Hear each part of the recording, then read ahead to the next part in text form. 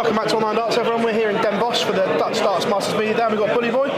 Michael, excited for the new season now? Yeah, I can't wait. We had Bahrain last week. We started off well and before we started to go a bit down, but the first one in to make the semi-final, it's not too bad. Could have been worse, could have got beat first game, which I was close to. So now we've been practicing hard this week to put things right for this event now. Look, it's great. Good to take you back to the Worlds. How much was it a relief in the end that the defence was over? Because it seemed to be weighing on your shoulders. I know you want to win everything, but it seemed like it was weighing on your shoulders towards the end. It wasn't at the time, but the day after the final was the day I finally picked my darts back up, and it gave me that annoyance where it was like, I want it back now. I want to try and get my title back, and I can't. I had no choice. I couldn't rely on my morals like I did the year before without throwing darts, not practicing. I was world champion. I didn't have to. That was my thing in my head. So this year I've got to work hard. And it's not the best feeling not having it, but it could also spur me on for this season. That World Championship, you seem to be fighting yourself up there a lot of the time as well. Did it feel that way as well? Just us watching, you didn't seem you up there. Do you know what I mean? I felt a lot comfortable than I have done previously, where I felt more fluent. I didn't feel like I was dragging or pulling. I was just trying to get into rhythms, and going from the Dodds game to Rasmus game and then back to Dobe. It's like every different game with rhythm was just upset. It was only where Dobe I could get into a rhythm, but then I started missing doubles, which I haven't done for months, and yeah, it started to get a bit annoying then. When you look back at your year as World Champion, have you got a favourite moment? Probably Vegas. No, the whole year. It doesn't matter if I was getting beat first round, semis or whatever. Just a year of being world champion. Like I said, when I went to Vegas, that was me celebrating it. And when I did the launch for the Worlds in London, just before the World Champion, that was when the first time it sunk in. And that was the time when I thought to myself, why have I wasted 10 months like not doing this, because now it felt real. And yeah, I had 2 months to enjoy it, and now I'm back now and I've got to try to fight back for it again. We know you enjoyed, obviously, your time as World Champion, but this year, is it back to being Micahel Smith and playing in everything? I think I said I'm doing all Pro Tours, all 30, but I think one of them I have to miss. So it'll probably be 28 Pro Tours. I'm doing 10 Europeans. I'll do all the World Series and obviously every TV event. So I'm going to miss maybe 5 events this year, 6 at a push. So I'm virtually doing 95% of the tour because I want the number 1 spot back. I want to get back up there. I'm defending a crap ton of money as well, especially 5 finals 2 years ago. So I've got to put my finger out this year, and I've got to work harder than I've ever done before. Obviously, I know you put a lot of effort in with Nathan before the Worlds, but were you missing maybe a little bit of match sharpness? You know what I mean? I know you can practice all you want, but just that physical battle of time on the board in those big games, were you missing that a little bit? No, because I spent 6 months of the year just only having match darts where I wasn't practicing at all, so I missed more the practice routine. And once I got into that routine, it kind of, like I said before, it was October when I first started back, and I got into a routine of practicing when the TV tournaments ran out and there was no floor events, no Europeans. I think I played 4 events in the 2 months, where now I'm playing 4 TV events in 3 weeks. Like Bahrain, this one now, the Premier League and the Masters in the space of 3 weeks.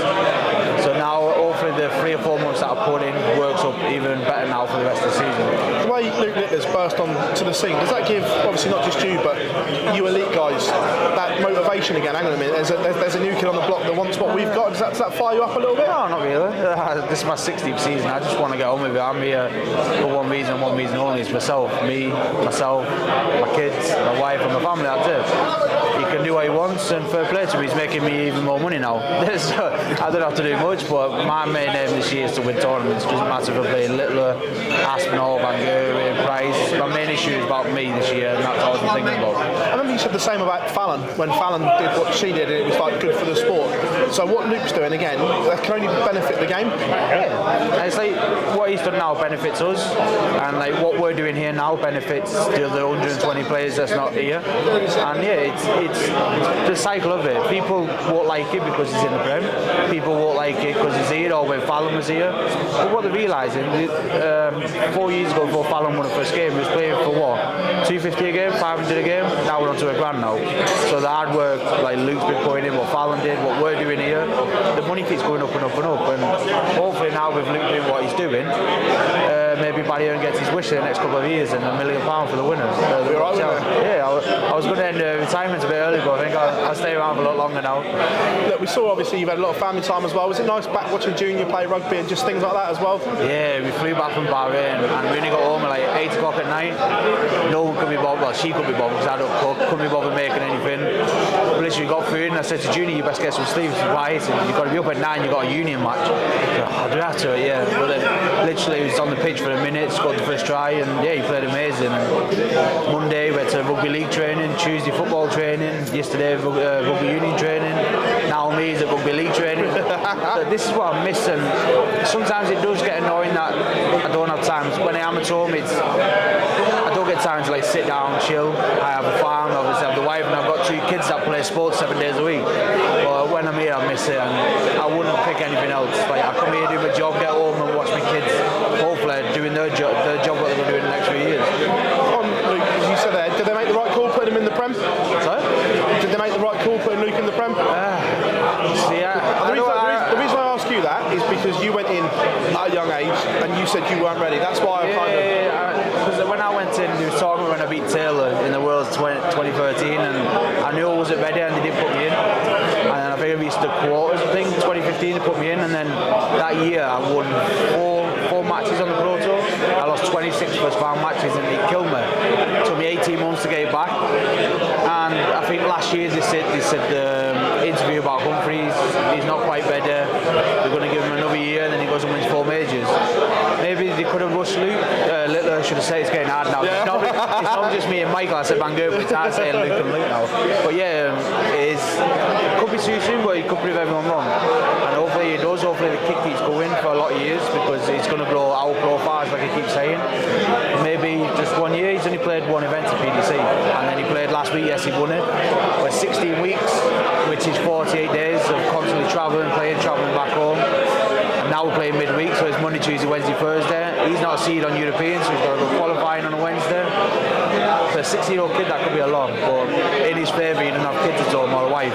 He just gets to go and chill and be a kid like he should. But yeah, fair play to him. I hope he does well. That's why I asked you, because I remember the first year you put in, you were like, it killed me. This is my 16th season now, so I've been around like probably nearly as long as he's been alive. And I've been first time being in the Prem so young. I know Micahel has as well, Van Gerwen, but he was already established player. I was just making it through. Yeah. But yeah, it could be difficult for him, but I hope it's not. If it's not, he'll just keep growing and growing. And hopefully he's got a right team with Martin behind him. Not so much Nathan, because he can be a bit of a live wire. But no, Nathan's a perfect lad, and he'll look after him. Well, we all will. We all get involved with him. We'll take the piss out of him a lot, but he'll get looked after as well. Pleasure as always, lad. No, you're welcome, mate. Cheers, mate. Nice one.